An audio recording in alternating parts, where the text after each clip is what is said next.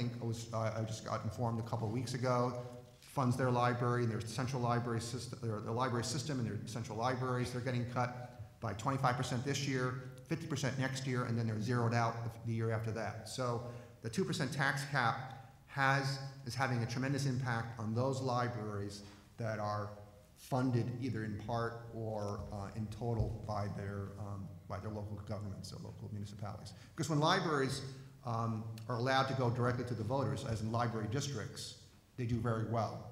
According to the state library and the information they collect, over the last 3 years, 97% of library budgets that go to the voters have been approved. So libraries do really well. When we go right to the people, taxpayers, we do fine. When there's a middleman between us and the money, that's when we get shortchanged. So. The other question is, the chair was questioning you when I walked in about state mandates, and I read through your statement. I see a notation here that the MTA payroll tax applies to libraries. Right. And we've had some conversations about Yes. that. Do you have any estimate as to how that plays out versus the amount of monies that you get from the state? Yes. I don't have it with me, but I first want to thank you for introducing the bill in the Assembly, and Senator Martins is doing that in the Senate. That would add public libraries to schools to be exempt from the MTA payroll tax.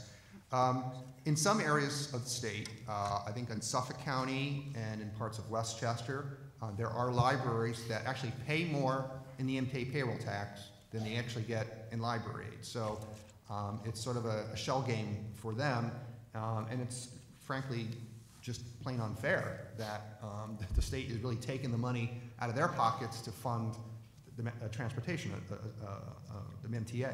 So, you know, I think that that's one way you can help libraries is by reducing those kinds of burdens, unfair burdens on libraries. And, you know, the other pieces of legislation that are on our legislative agenda are other ways you can help libraries that don't cost the state any money, that the state should be looking at anyway, you know, in terms of making things easier for local governments, school districts, educational institutions to partner together to save money.